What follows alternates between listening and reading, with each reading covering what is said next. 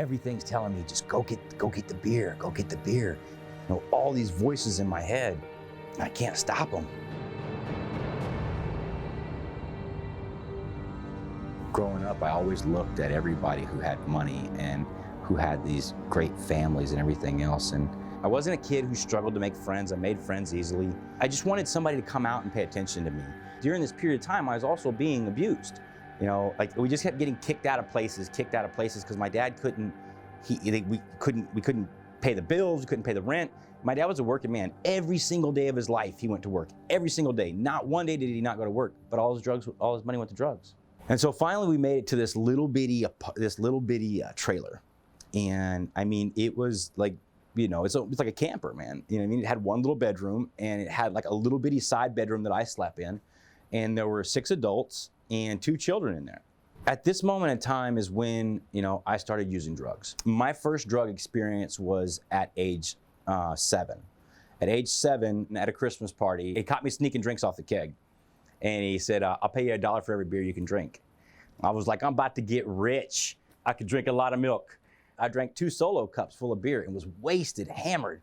I remember crawling in and telling my dad that I'd never do that again, and you know, him picking me up and putting me in bed, and you know, little did I know that was not going to be the case for me. The first time I smoked marijuana, I was 7. My babysitter's son stole all my dad's weed and got me super stoned. And then, you know, at the age 9 is the first time I did benzos. My dad's girlfriend's sister gave me half a Xanax because I was the kid that would cause ruckus. And if my dad came home and I was out, you mean like the party could go on. 11 years old is the first time I overdosed.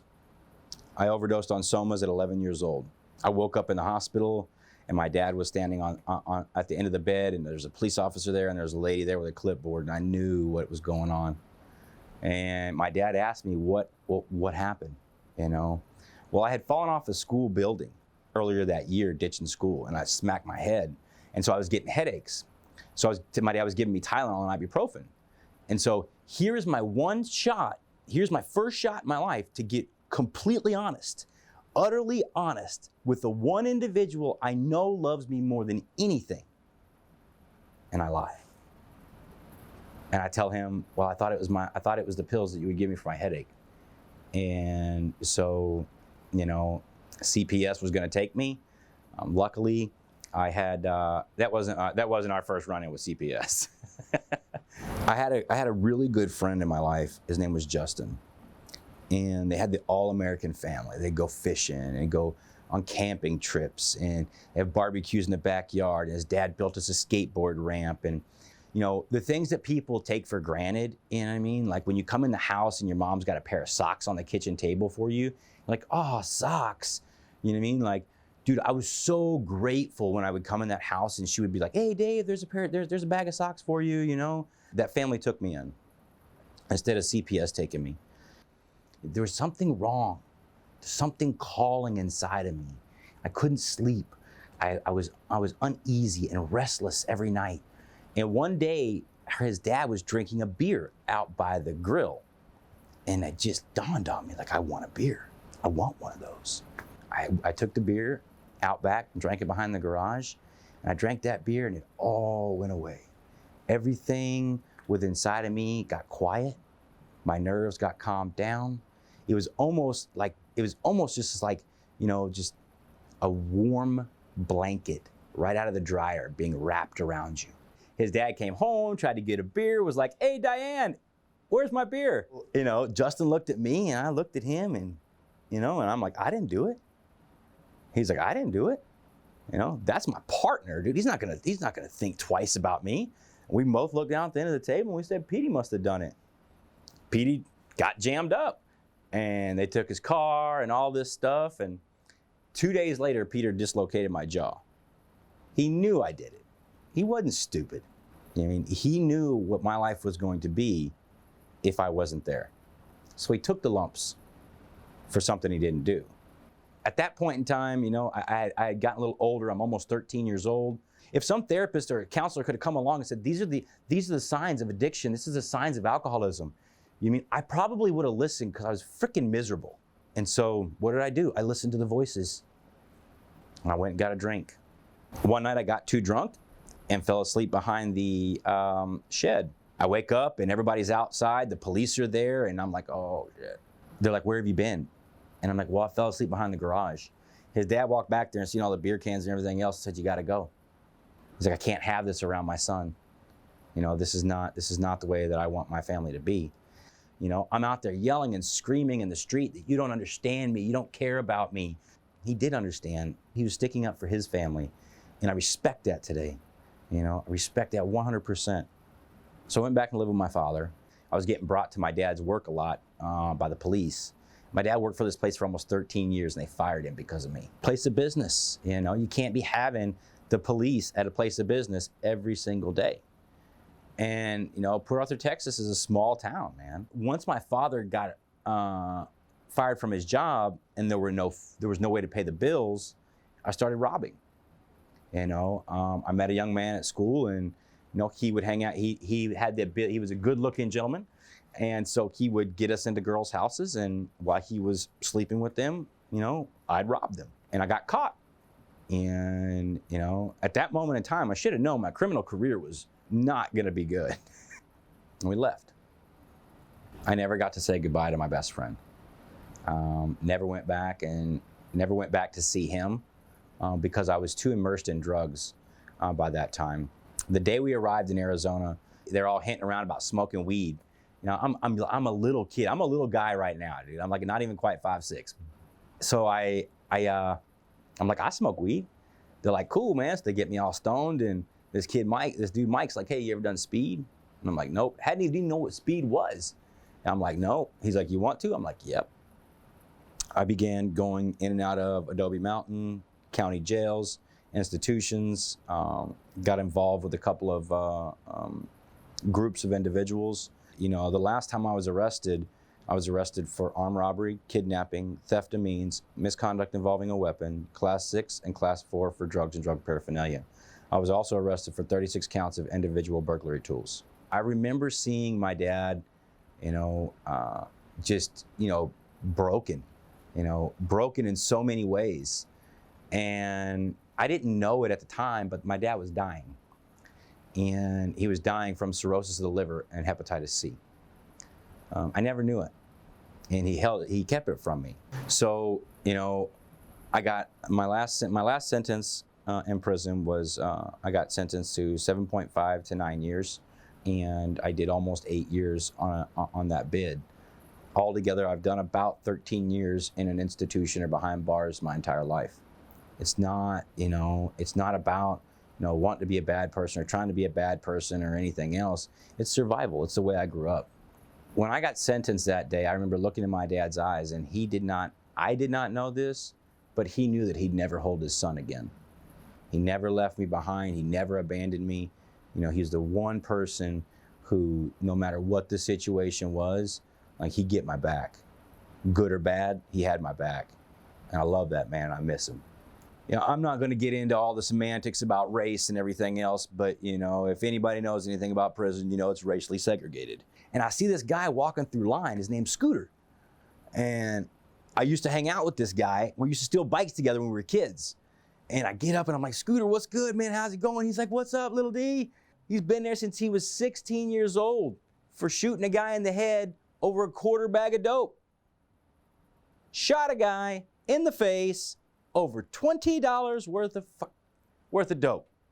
I'm not a heroin person. I'm not a downer person, man. I mean, I've been doing speed and alcohol is my thing. You know, that's my addiction. That's my love. And, you know, lo and behold, I end up physically addicted to heroin in prison. There's this guy named Doug who keeps intervening in my life, man, like a really good dude, you know what I mean? He's there for a DUI manslaughter. You know, he'd always like try to slide literature underneath my door or leave books by my door and talk to me and be like, hey, why don't you come work out with me, buddy? You know, and I wasn't interested in what he was saying. 4 years later, you know, after I'm on this yard, you know, I get reclassified to a lower yard, and I'm still doing the same thing. I'm doing drugs, and we're getting the kitchen staff to bring in pills. Now Oxycontin's big, you know what I mean? Oxycontin's big on the streets, and so we're getting it into prison and everything else. And meth, like I said, meth is my thing. And so I get rolled up. You know, the cops come in and tell me, hey, check it out, Seymour, you're rolling up. And I'm like, all right, where am I going? They're like, you're going to Oklahoma tonight. Of course, I got a bag full of meth. I got a bag full of meth, and I'm not giving it away. And so I did a bunch of it, and then they put me on a bus, and they drove me across the country for 2 or 3 days. Some of the guys in the yard had said, hey, listen, they're possibly sending, sex offenders out there too, And so if that's the case, when you get out there, you got to handle them all. And so I'm like, all right, cool. You got it, soldier up, do what we're supposed to do. So by the time I got there, I was just like, how am I going to do this? How am I going to do this? And so I'm walking down this, I got my bedroll, and I'm walking down this long hallway, and I see Doug. And I'm like, dude, what's up, bro? You know what I mean? I'm like, hey, listen, I need your help. And I'm all spun out of my mind. And he's like, listen, go back to your cell. Just chill out, And by the time I got back to my cell, like I was trying to fight my cellmates. I was trying, like I had figured that everybody there was a sex offender, and that, like I had to take them all out, and Doug helped me like refocus and get kind of brought back down. I had worked my way up to a certain level as an individual in prison, and heroin had helped me to work my way down. I was just a fiend. And, once you get to that level, man, it's just like out in the world. People start looking at you through the same pair of glasses, man. You're just a dope fiend. And so you're not respected. I was drinking hooch and, getting high on heroin and meth, and, and I had told Doug, a couple nights before, and, he confronted me on it. And he offered me the opportunity to go to a meeting. I didn't take it right away, but I took it, and I went to a meeting. I think here's another opportunity when God kind of intervened in my life, and the volunteer who brought the meeting in looked just like my father. By this time, my father had passed away. I sat there and I talked to my dad, in my head the entire time during this meeting, and just talking about how much of a piece of shit I felt like, and how sorry I was for leaving him alone, and that he died alone, and, all these things, when he had done the best he could in his addiction to help me, and, just a lot of shame and guilt that I felt, man. And I wanted something different, man. I did. I didn't know what it was, but I wanted something. I kept going back to these meetings, and I started to hear things that, kind of meant something to me. I could identify with. And, finally I got sober. I always grew up feeling like I owed people things when they helped me, because that's where I came from. The streets, when somebody helps you on the streets, like, like you owe them a favor. One of the best things Doug told me when they were sending me back to Arizona is, he said, I want you to remember something, little buddy. You don't owe nobody or anybody anything but yourself. You owe yourself a better life. So just remember that. And that stuck with me. And he used to tell me all the time, I'll believe in you until you can believe in yourself. And he did. He believed in me. And that was one of the things that I needed. I needed somebody else to help pick me up when I was standing there at the window, at the cell door window, and like I'd see that cell down there. I know the dope just hit. I know the weed's there. And I would sit down there looking. I'm like, oh, I just want to go hang out. And he's telling me, you hang out at the barbershop, you're bound to get a haircut. And he tell me, you got no business down there. You got no business down there. You don't belong down there. And me and Doug got separated, and I got sent back to Arizona. I stayed sober. I went to meetings. I stayed in contact with Doug. I try to do what Doug did to me, and try to pick up people and not push them down, in my addiction, my goal is to tear people apart, because I want them to be as miserable as me. And, I can recognize and say that out loud now. It's not something I'm proud of, but it's a reality. I was a miserable person, and so I would tear people down. And so I felt like that, I had a significant amount of making up to do. I didn't work the step. I worked the first, second, and third step in prison. I wouldn't work the fourth step. I wouldn't write it down, which that's not recommended. Remember that. Many people don't make it past that. I got shipped to this yard where this therapist came in, Mr. Green. I don't think that's his real name. And he donated 6 months of his time to 21 inmates. So it was a 6-month treatment program. a donated 6-month treatment program by an individual therapist. So you went in and you did a pre-screen, you know what I mean, and you did an evaluation with him, and then he would call you in and let you know whether or not you got in the program. And he sat me down and I did the pre-screen with him, and he said, listen, there's no reason to wait to tell you that you qualify for the program. You qualify for the program. He said, but I don't think that you're willing to put in what it takes to stay sober. He said, unless you're willing to come in here every individual session and be rigorously honest with me about your life, then you're not going to make it. I got angry and I'm like, what do you mean I'm not gonna make it? But there was a point, there was a button that he was pushing that I wasn't able to see yet. And that's what he was getting at. He was getting at the fact that all of my underlying trauma, and it's still there. My attachment issues with women was still there. These are all things that were going to come up no matter how sober I got.